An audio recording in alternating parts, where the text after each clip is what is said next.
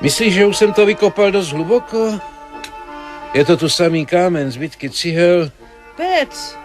Stará chlebová pec. Nevzpomínáš? Tenkrát jsme tady zavezli hnojiště rumem ze staré chlebové pece. A máš pravdu, už si vzpomínám. Je to ta pec. Jo, jednu věc jsem lidem přece jen záviděl. Jednu věc. Když jim při fůnu se hrála muzika. Šinely, bas bombardon, křídlovka, která dokáže tak roztesknit. Štěberec, při kterém se vždycky chtělo utíkat, tak utíkat. Myslím, že už to bude stačit. Já mám strach, aby ho, až budou se zemi srovnávat ten náš dvůr, stavení i sad, aby ho ty bagry nevyhrábly. Teď muž vystoupil z díry, očistil hlínu z lopaty a opřel se o vrchovatě naložený valník. Nevidím tam. Až úplně nahoře leží červenomodře pruhované peřiny. Nemám už sílu se otočit. Žena teď přechází se skloněnou hlavou dvůr a táhne za sebou hrábě sem a tam. Od branky vysazené z pantů až k prázdnému domu a zpět.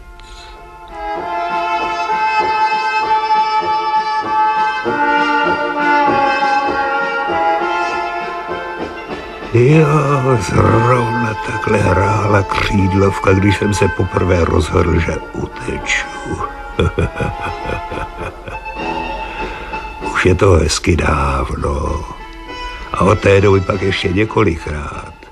Stačilo, aby začala hrát muzika a já jsem zatoužil opustit tenhle dům. Opustit jeho obyvatele, navždy za sebou zanechat jejich podivné snažení, to věčné usilování, nepochopitelné pachtění za něčím a nakonec kvůli čemu? Přijedou bagry a všechno srovnají se zemí. Stačilo několik prvních tónů a já jsem zatoužil po nekonečné, neustále rozkvetlé louce, kde se nikdy neuklidní vítr, kde věčně svítí slunce. Všechno to začalo před několika dny. Ten obrovský zmatek okolo a náhle i uvnitř mne. Lidé si většinou myslí, že psi umírají stářím anebo pod koly aut. A vlastně bych lhal, kdybych nepřiznal, že jsem si to myslel i já, až do dnešního poledne. Slunce stálo ještě vysoko nad hřebenem sedlové střechy, když jsem si tak náhle a neuvěřitelně jasně uvědomil, že vlastně začíná můj poslední útěk, ze kterého sem na kamenné sluncem vyhřáté zápraží se už nikdy nevrátím. No, puti, no, tak počkej, kam utíkáš? Puti, no, stůj přece. To je moje paní. Když mě viděla poprvé, to jsem byl ještě štěně. Začala hrozně křičet. Myslel jsem v té chvíli, že mě chce sníst. Už jsem čekal, kdy se do mne zakousne. Až později jsem se dověděl, že kvůli mě hrozila svému muži rozvodem. Týden se na mě ani nepodívala, ale potom mi jednou přinesla jídlo a od té doby už každý den. Celých 14 let. Na svahu pod lesem slezl poslední sníh a já jsem se rozhodl poprvé utéct. Byl jsem už hezký kus cesty za plotem, když jsem uslyšel její volání. Hledala mne po celém domě, nakonec vyběhla na zahradu. Ondra se tenkrát poprvé zamiloval a jeho táta byl někde na služební cestě. Chtěl jsem běžet dál, ale její volání bylo stále zoufalejší a tak jsem to nakonec nevydržel. Obrátil jsem se a dírou v plotě prolezl zpátky.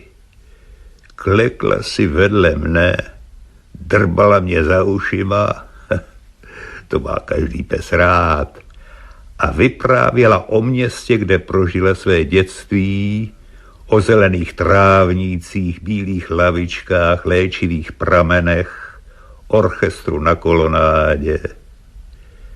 Přestalo by tehdy na čas vadit to jejich nepochopitelné usilování, vstávání za tmy, obědy zhltnuté ve stoje a chodil jsem od toho dne okolo stavení s hlavou vzhůru a s báječným pocitem nenahraditelného a nepostradatelného psa. Ahoj, care.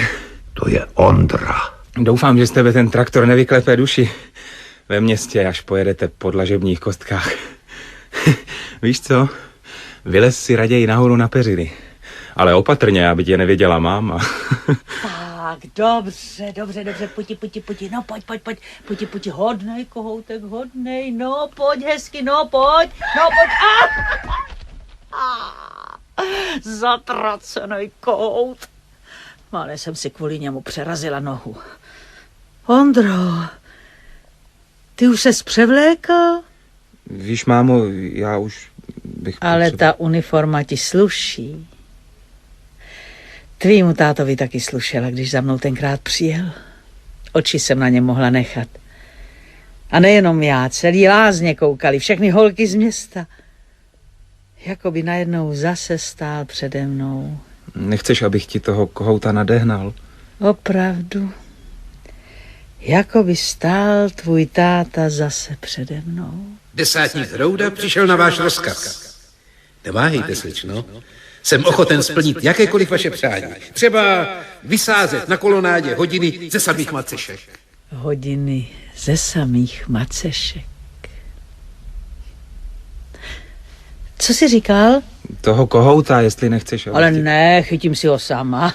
Ty prosím tě zatluč tu bednu s nádobím. A ještě jednou převaž drátem linoleum z kuchyně. Ale mámo, já už bych... Traktor tady bude co nevidět. Ale mě jede za hodinu vlák. Tak vidíš, zase nás opustíš a tátu tady čeká ještě hromada práce. Mámo, já jsem slíbil Lince, že... Snad bys nechtěl jít na zábavu. Teď, Ondro.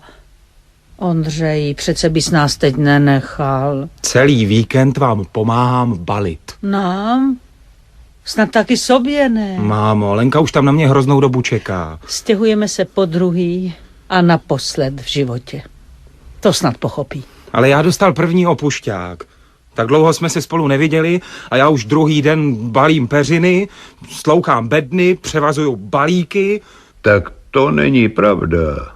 Tomu nevěřte. Byl tu před 2 měsíci tajně. To děvče za ním přišlo do sadu. Byla noc a oni leželi pod tou největší jabloní. Ondro, já jsem myslela, že už to bez tebe nevydržím. Bál jsem se, že zapomenu, jak vypadáš. Vždyť jsi byl pořád se mnou. V kanceláři, na poli. A co v noci? Já jsem po tobě tolik toužila. Lenko, já tě mám strašně moc rád. Jenom mě. Žádnou jinou tam nemáš. Jak se můžeš takhle ptát? Ondro. Počkej. Já sama. Jsi krásná. Nic nevidíš. Je tma. Jo, tak to si jenom myslíš. Ondro, zhasni to. Okamžitě to zhasni, tak slyšel jsi. Co tě to napadlo? Zbláznil jsi? Zbláznil. Já jsem se zbláznil do tebe. Ondro. Ondřeji, na co zase myslíš? Nic, to nic. Víš, neřekl jsem celou dobu ani slovo, ale aspoň tu poslední hodinku před odjezdem bych s ní chtěl být. Co pak chci tak moc, 1 hodinu. Vždycky jsem si představovala, že si najdeš děvče z města. A odkud jsem já? Protože to tvůj táta chtěl. Kdyby záleželo na mě, tak jsme se z města nikdy kvůli bytu nestěhovali. Ondro, já se tak těším. Večer se vždycky seberem a půjdem na procházku. Výklady budou zářit do tmy, barevné reklamy, neony, všude plno lidí. Lidí, kteří nikam nespěchají, za ničím se nehoní. Někde si sedneme na kávičku. Budeme jen tak sedět a poslouchat útržky cizích hovorů, dýchat vůni čerstvě pokropené ulice. A hudba na kolonádě bude tiše hrát. Ondro, vždyť ten život tak rychle utíká. Tak zatraceně rychle. Mámo, já už opravdu musím jít. Na tátu nepočkáš? Mám nejvyšší čas. Ty bedny si zatluču sama, jen běž. A dávej na sebe na té vojně pozor. Příště, až za náma přijedeš, tak to už bude do města. Jo, do smradu z aut a z komínu. No, táto, no to je dost, že už jdeš. A co jsi to povídal? Náhodou se vracíme do lázeňského města, jestli si zapomněl. Nezapomněl, to víš, že nezapomněl. Ondro, snad už neodjíždíš. Já jsem totiž... Jdeš za Lenkou, viď? No, moc času ti už na ní nezbývá. Řekni, ať se na nás nezlobí. No dovol. Ty peníze jsi vzal? Jaký peníze? Tatínek ti připravil nějakou korunu. A já ti něco upekla. Děkuju. Máš to v chodbě na okně. Měl jsem sám co dělat, abych se do těch buchet nepustil. A trochu se učeš. Jdeš přece za holkou. Pořád takový bláznínek. Ale ty jsi nebyl jiný. Když si vzpomenu. Na co? No jenom pověz, na co? Ale kde máš toho veterináře? Nebyl doma. Vrátí se až zítra ráno. Zítra ráno? A to říkáš jen tak, jako by nic? Já za to přece nemůžu. Jak to, že ne? S tím psem už to mohlo být dávno vyřízené. A ne to nechávat na poslední chvíli. No, nebyl nějak čas. A že ti pusa neupadne. 14 dní už si v důchodu. 2 týdny doma. No řekni mi, co chceš teď dělat. Traktor je tu za chvilku a pes pořád ještě žije. Ne, ona to tak nemyslela. To jen slova působí tak krutě. Prostě chtěla říct, že všechno má svou míru, i psí život. Ale lhal bych, kdybych řekl, že jsem se nelekl. A co kdybychom ho přece jenom vzali sebou? Vojtěchu, sám dobře víš, že ten pes s námi do lázní nemůže. A potom v domě jsou děti. No, právě kvůli nim jsem si myslel.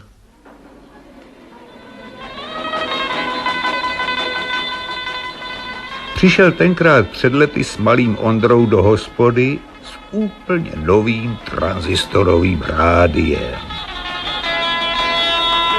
Ležel jsem na klíně jednomu šoférovi, který mě před hodinou našel na silnici, a otec, šťastný jako malý kluk, dával všem poslechnout. Tak co? Co tomu říkáte? To je paráda, co?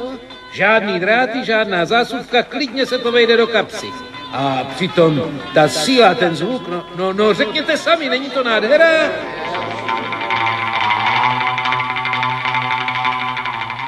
Malej Ondra se nade mnou zastavil a začal mě hladit po hlavě a drbat za ušima. Tobě se to štěně líbí, Ondro? Moc. Je krásný, táto, podívej. A chtěl bys ho? Táto, chtěl.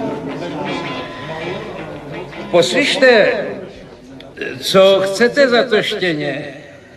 Dám vám za něj, co budete chtít.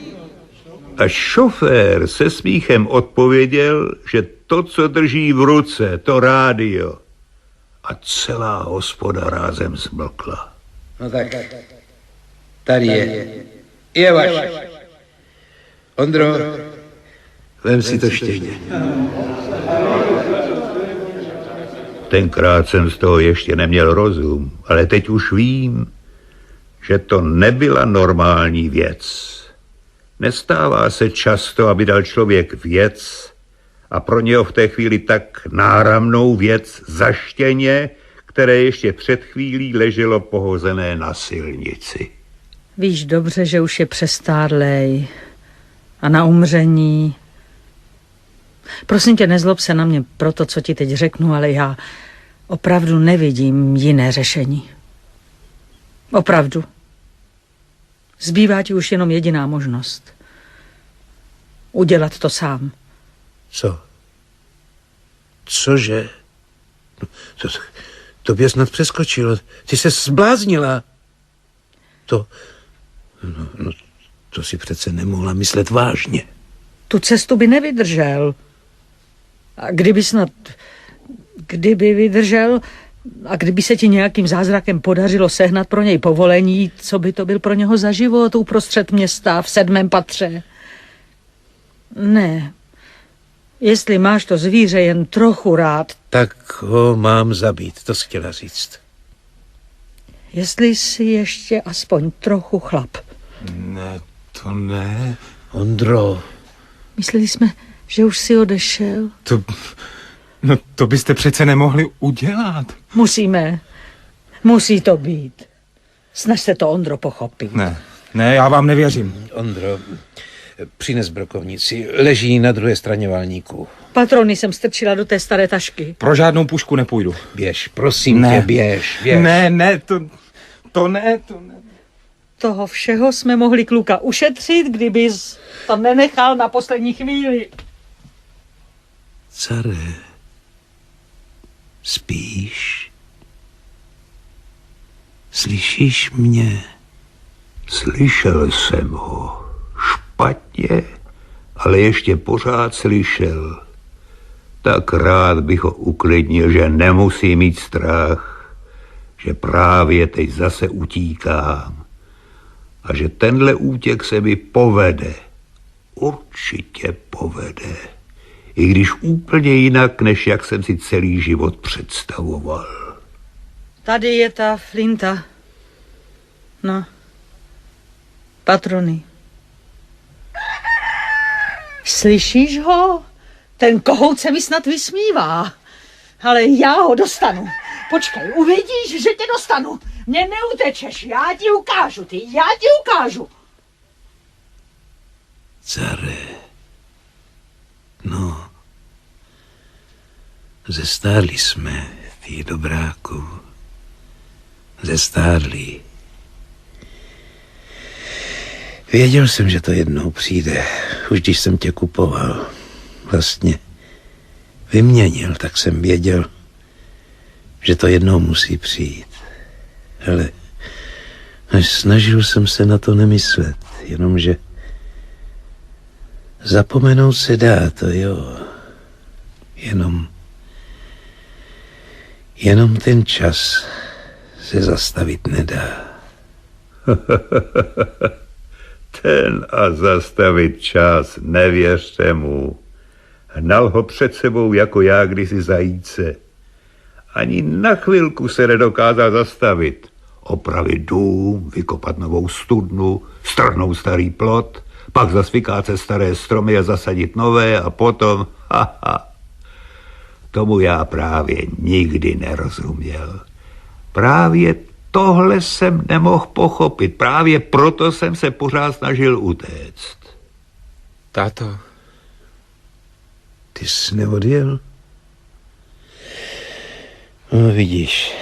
Dřív, když jsem vzal 2 do ruky, začal cár vrtět ocasem, protože věděl, že jdeme na lov. A teď je dobře, že nejdeme. Už by ani k lesu nedošel. Ne, to není pravda. Já vím, že by se snažil, že by radši duši vypustil. Radši by na místě chcíp, než by tě opustil. To znělo velice romanticky. A já se přitom celou dobu snažil utéct. Samozřejmě, že jsem to nikdy nepřiznal. Stejně by mě nerozuměli, jako já jsem nechápal je. Ale stejně jsem na ta slova musel myslet. Raději by na místě chcíp. Jenom Ondro, žádný sentiment. Chlap nemůže být ubrečená baba. Chlap musí vždycky vědět, co je jeho povinnost a nikdy se k ní nesmí obrátit zády. Nikdy, to si pamatuj. Kde jsou patrony? No tak. Co tady stojíš? Proč nejsi na tancovačce? Za chvilku ti přece jede vlak, ne? Tak už běž. Tady jsi zbytečnej. Běž. Tohle je práce pro chlapa. Pokusil se o smích, ale já cítil, jak se mu klepou nohy, jak mu po zádech stéká pot a jak se marně snaží udržet klidný hlas. Udělal bych to za tebe, kdybys chtěl. Co jsi povídal? Znovu jsem se lek. Přiznávám, že jsem podruhé dostal strach. Ondro. Táto, já vím, že z toho máš hrůzu, ale taky vím, že někdo to udělat musí. A ten někdo to máš být jako ty. Ty si myslíš, že já to nedokážu, že... No co si vlastně myslíš, co? Třesou se ti ruce, oči máš vlhký. To už přece není práce pro tebe. I on si toho všiml, ale otec to nemohl přiznat. Ne, to ne. Nejraději bych někam zalezl, schoval se, ale nešlo to. Neměl jsem už sílu zvednout hlavu, natož třeba jen zavrtět ocasem. Mně, že se třesou ruce? Já, že mám vlhký oči? A pro tebe? Pro tebe to snad práce je? Táto, já bych tě chtěl ušetřit té bolesti. Mě? Ušetřit? 1 rok si na vojně. 1 rok si z domu a už si myslíš, že jsem odepsanej? Že jsi silnější než já? Ale to si na omilu, chlapečku. V téhle rodině jsem pořád ještě nejsilnější. Tady jsem pořád vůdcem smečky já. Rozumíš? Já, tvůj táta. A jestli si opravdu myslíš, že seš lepší... Nejsem, táto, počkej. Nic takového jsem přece neřekl. No, ale myslíš si to. Ale nechme toho, táto, zapomeň na to. Ne. Takhle se nemůžeme rozejít. Sundej to svý vojenský sako. A čepici taky. Co chceš dělat? Ukázat ti, kdo je tady chlap. Dáme si zápas. Řecko-římský. Tak pojď. Neboj se, jen mě chytni. Jen žádný strach. Já ti ukážu. Já tě přesvědčím, že jsem ještě pořád dobrý vlčák. No tak. No nebuď pasivní. Budou tě napomínat. A napomínání to jsou trestný body. Za mých mladých let se ještě body nerozdělovali. Tenkrát šlo jenom o to dostat soupeře na lopatky. A hele, mladý pán už se osmělil, no. To nebylo špatný, ale já ti... No, co jsi říkal tomuhle? Dobrý, co? No, tak zrovna tímhle chvatem jsem se stal dorostanickým přeborníkem republiky. Tak a teď dávej pozor. Ne, to jsem nechtěl. Pokusil jsem se vstát, zaštěkat, ale bylo to jen takové zachrčení, které nemohli slyšet, protože se na sebe vrhali jako 2 buldoci. Vzdychali, hékali a potom už jen mlčky zápasili, až otec spadl na zem. Promiň, táto. To nic. Jednou se to muselo stát. Ne, to byla náhoda, uklouzla ti noha. Nic mi neuklouzlo, prosím tě. Porazil jsi mě, no,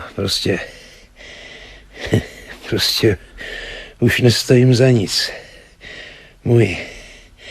Můj syn, který v životě nezápasil závodně, můj vlastní syn mě položil na lopatky.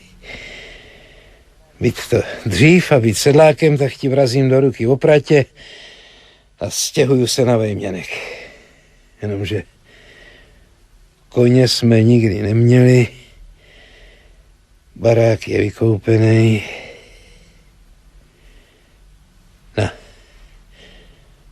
Vem si tu flintu. Vem si ji. Je tvoje.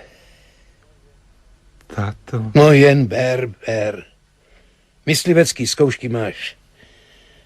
Je to sice stará, ale ještě pořád dobrá flinta. Jo, a pamatuj si, že maličko, ale docela lehoučko nadnáší. Ale na to si zvykneš, časem si zvykneš, viď, tak jako já. Táto. Táto, kam jdeš? Kam běžíš, táto? A tak tam nade mnou zůstal stát. Sám, zmatený, s nabitou brokovnicí uprostřed prázdného dvora.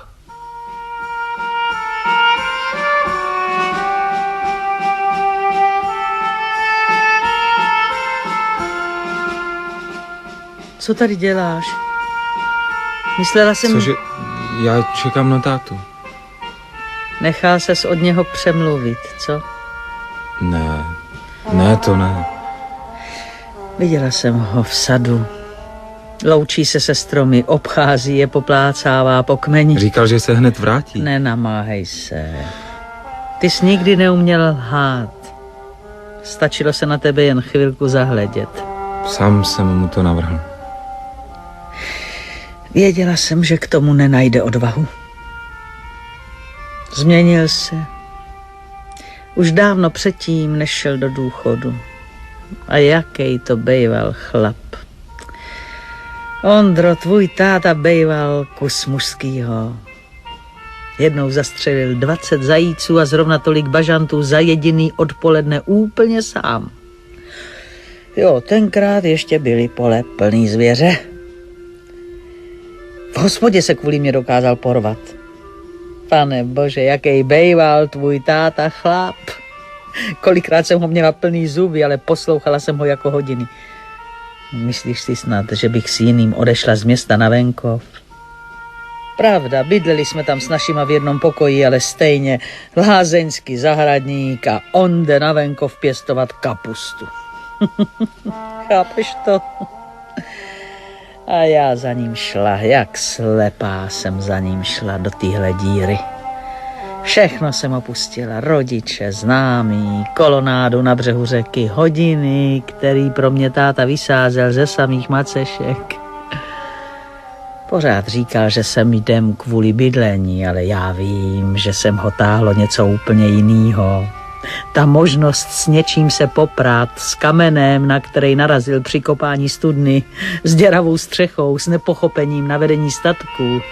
To je právě to, čemu jsem nikdy nerozuměl. Co jsem u lidí nechápal. Nikdo, vůbec nikdo mu nevěřil, že jsou tady ty nejlepší podmínky pro pěstování zeleniny, že je nesmysl dovážet ji zvenku, když si ji dokážem vypěstovat a dokonce ve velkým. Všichni ti bramboráři mu házeli klacky pod nohy, nikdo nechtěl dát peníze na stavbu velkoskleníků, ale on je nakonec přesvědčil. On to nakonec dokázal. Takže teď musí těm skleníkům ustoupit i náš dům, náš jabloňový sad. I za tu cenu. Ne, tvůj táta se nikdy ničeho nebál.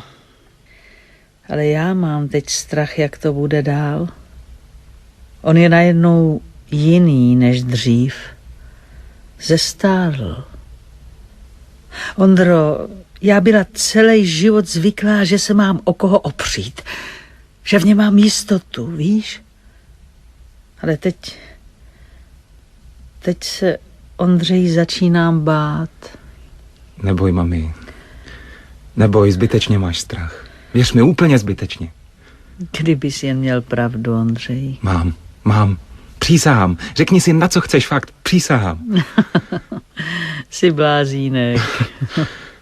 Jo, málem bych zapomněla. Ohřála jsem carovi klobásu. Tu měl vždycky ze všeho nejradši. Tady je. No a já teď už musím jít. Ten kohout mi pořád utíká. Nácare, vem si to. Panička ti to přinesla. Co je s tebou? Dřív bys dal za bursta život? Promiň. To jsem nechtěl. To ne, víš, já to teď musím udělat. Nezlob se na mě. Sám si to slyšel. V rodině musí být aspoň jeden chlap. Ten, který se nebojí. O kterýho je možný se opřít. Který nesklame. Poznal dnes, že je silnější, že on teď přebírá otcovo místo. Chtěl ušetřit tátu bolesti a sám přitom neměl odvahu. Bylo mi ho v té chvíli líto. Cítil jsem jeho strach, jeho touhu po dívce čekající u venkovské muziky. Vzpomínáš, dcere, jak jsem tenkrát po tobě dojet z tvý misky bramboračku? Máma z toho měla málem šok. A víš, kdy jsem byl nejsilnější? Když jsem s tebou šel po návsi. Všichni kluci se nás báli. Ležel jsem u jeho nohou, zavřel jsem oči a čekal.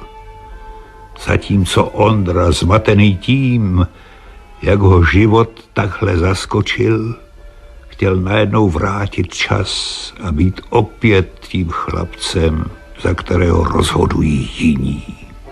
Ondra je doma? Na dvoře. Ondro, co pak si zapomněl? Lenko, to jsem rád, že jsi přišla. Sedni si, to je fajn. Pust mě, hodinu už tam sedím sama. Jak hloupá husa koukám na dveře sálu, kdy se objevíš a ty tady zatím... Co tady vlastně děláš? Víš, Chceš snad někoho zastřelit? Chystáš se vyloupit banku? Ne, to ne. No řekni sama, není krásná. Podívej. Táta mi ji dnes dal. Hamrleska, krásně vykládaná. Patřila dědovi. Dal jí tátovi, když poprvé 2krát za sebou netrefil divokou kachnu. Ondro, to přece nemyslíš vážně, nějaká flinta je pro tebe důležitější než já? Ne, to ne. Já jsem musel našim pomáhat. Včera si taky celý den musel. Jako kdybych vůbec nebyla. Jako bych pro tebe byla vosk. Ale ne, nejseš pro mě vosk. Ale ano, jsem pro tebe vosk. Lenko. Nesahej na mě. Proč jsi za mnou nepřišel? Nešlo to. Opravdu to nejde. Proč? Tak mi řekni proč. Tomu bys stejně nerozuměla. Tak to jsem mohla čekat. Najednou jsem pro tebe hloupá pitomá husa. Ty seš teď něco víc? Ty se stěhuješ do lázní. Lenko, sama dobře víš, že je to hloupost, co teď říkáš. Tak pojď. Prosím tě, pojď. Zbývá už nám tak málo času a já ti musím něco strašně důležitého říct. Ale já teď opravdu nemůžu. Víš, já teď musím udělat jednu strašně důležitou věc a potom za tebou přijdu. Tak to už se nemusíš obtěžovat. Najdu si jinýho tanečníka. A proto dítě jinýho tátu. Lenko! Slyšel jsi to, dcere? Slyšel jsi, co povídala? O jakým dítěti to mluvila? Ne, to přece není možný. Ale proč by to pak říkala? Asi bych teď měl začít skákat radostí. Aspoň jsem to tak vždycky viděl v televizi. Ty kluci skáčou až ke stropu, chvilku všechny okolo objímají, pak tomu zase jako nemůžou věřit. Ne, dcere, to jsem nechtěl. Sakra, tohle jsem vůbec nechtěl. Já se teď nechci ženit. Jo, bylo to na něj už dneska trochu moc. Seděl vedle mne a držel mou starou hlavu na klíně, roztřesený stejně jako tehdy, když jsem se chystal podruhé utéct a on se zrovna začal topit v požární nádrži. Vrátil jsem se tenkrát od lesa a přivedl nějakýho chlapíka, který Ondru vytáhl. Já se teď nemůžu ženit. Já chci nejdřív něco udělat. Něco pořádného v životě dokázat. Aspoň půlku toho, co dokázal táta. Teď už se tomu nedivím. Za ty roky jsem ty lidičky přece jen trochu pochopil. Vždyť já vlastně tenkrát taky chodil s hlavou nahoru. Teď si myslím, že ten chlapík musel vidět z vysokého sedadla traktoru sám, jak se Ondra topí.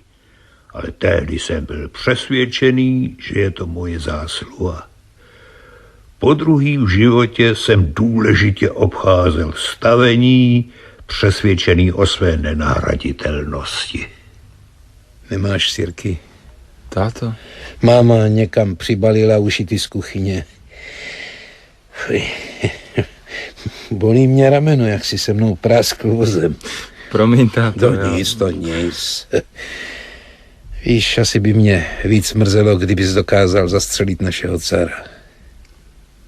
Co říkala tenkrát máma, když jsme ho přinesli domů? Říkala? Křičela. Pane, jak ta na nás tenkrát křičela. Vzpomínáte? Tenkrát se mi zdálo, že mě chce sežrat, že je to má poslední hodinka. Nevěřila tomu. Pořád si myslela, že si děláme legraci.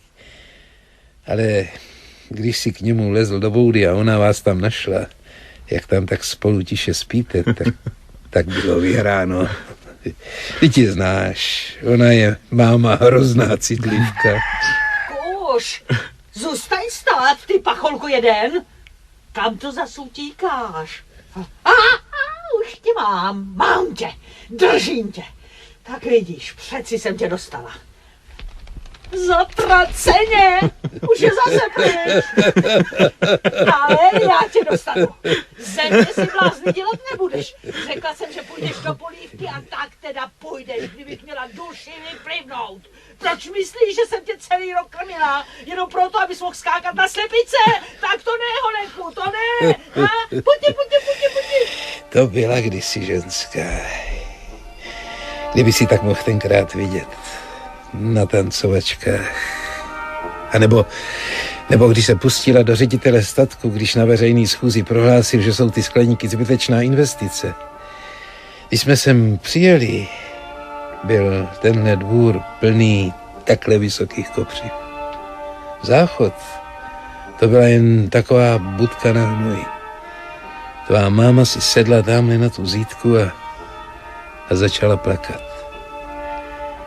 Byla už noc a já se jí marně snažil utěšit. Když jsem se ráno probudil, měla na sobě moje montérky a palicí roztoukala starou chlebovou pec. Nejdřív jsem se lekl, ale potom jsem se na ní díval a čím dál, tím víc ve mně rost takovej pocit, že s touhle ženskou se mně nemůže v životě nic stát. A to tvoje děvče, Jelenka, ta mi někdy připomene. Vždycky se trochu leknu, když vždycky jsem se trochu leknul, když za mnou přišla do skleníku pro nějaký podpis. Jako bych viděl tvoji mámu před 30 roky. Máma říkala, že jsi býval velký nimrod. Prý si za den zastřelil 20 zajíců. Ale to je už dávno. To je hodně dávno. Byla to taková vášeň, no. Stejná vášeň jako ta, která mě nutila přihlašovat se do nových turnajů v zápase. A potom stavět tenhle dům, přesvědčovat lidi, aby začali budovat skleníky. Byla to možná ctižádost. Touha nebo potřeba prostě udělat, vytvořit něco, co zůstane. Rozumíš? Ale ta vášeň pomalu mizí. Tak nějak nenápadně se s roky vytrácí. Stejně tak, jako ti ubejvá sil. No. Tak nakonec ti zůstane vášeň jenom pro ten lov. Ten jediný ti ještě dokáže v žilách pořádně rozproudit krev, ale pak jednou k sakru tak Tak běž už, běž, co tu stojíš, běž za svou holkou, dokud je ještě mladá, běž, chytni ji a roztočí uprostřed sálu. No tak na co čekáš, běž.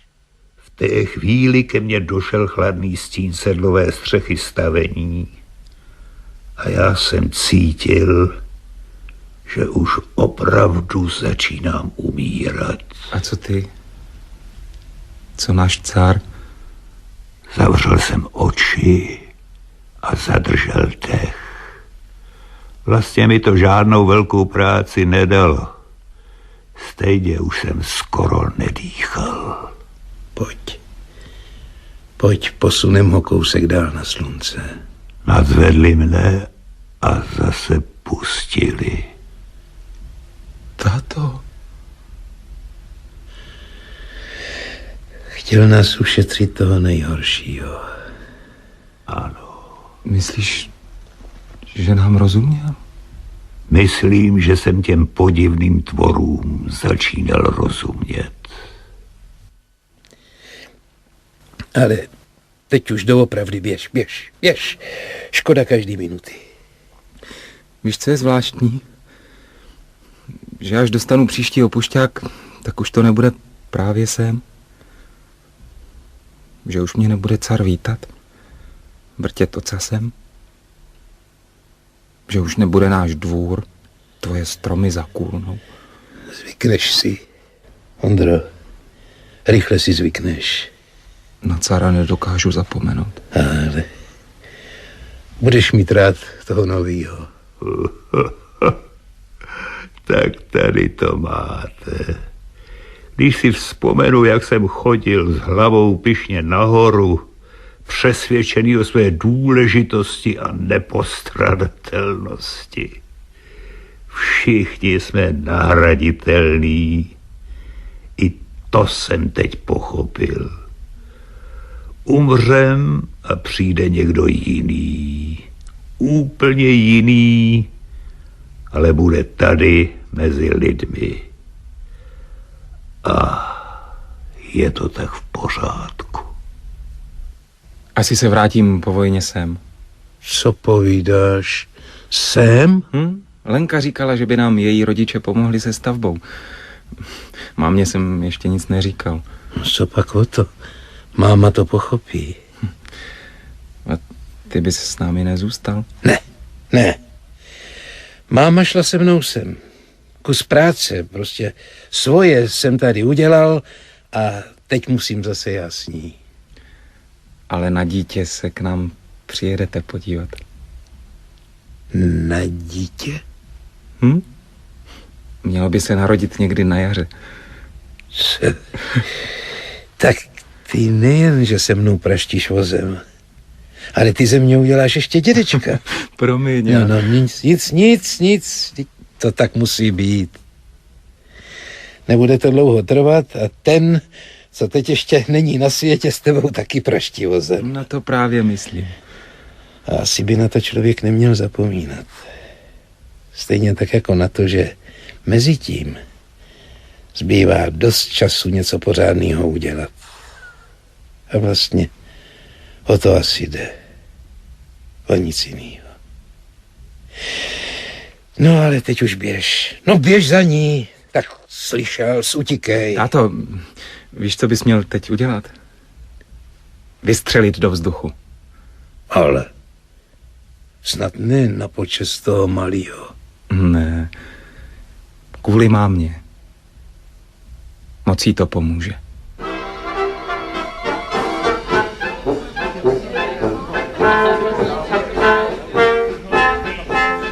Levou, Ondro, levou. Věděla jsem, že nakonec přijdeš. Povídám levou.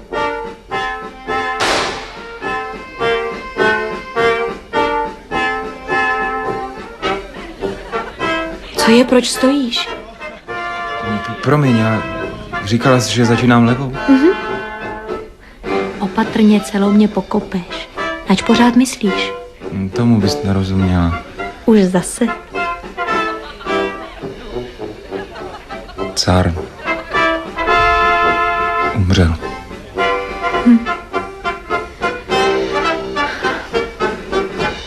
levou říkám. A dávej pozor, víš přece, že už jsme 3. Víš, co je zvláštní? Že to vlastně nebude moc dlouho trvat. Co nebude dlouho trvat? Ten čas, než mě ten 3. položí na lopatky. Cože? Nic. To je valčík? Ne, polka. Ty blázínku.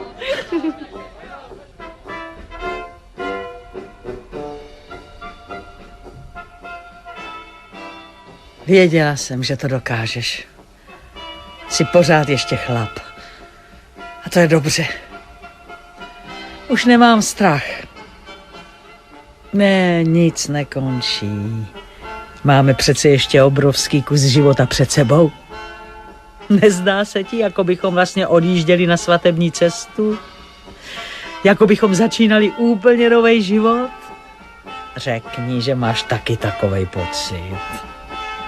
Řekni, že nejsme a ještě dlouho nebudem dědek s babkou. Dědek?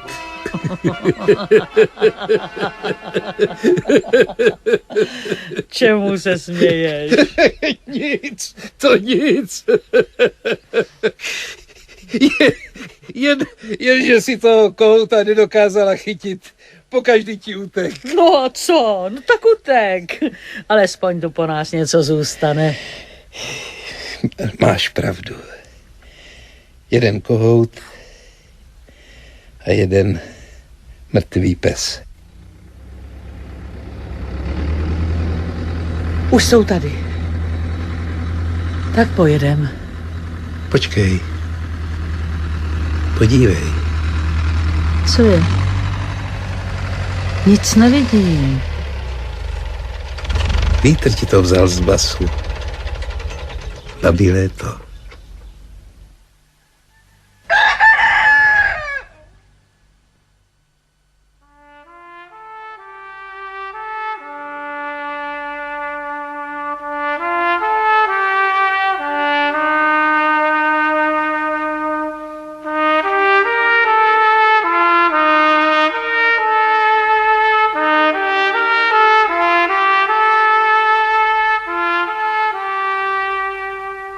Začal jsem vlastně o té muzice. Nezničitelné a pořád živé, jako je věčné usilování toho podivného tvora člověka, kterého jsem se marně pokoušel opustit kvůli neustále zeleným loukám, věčnému větru a slunci, které nikdy nezapadá.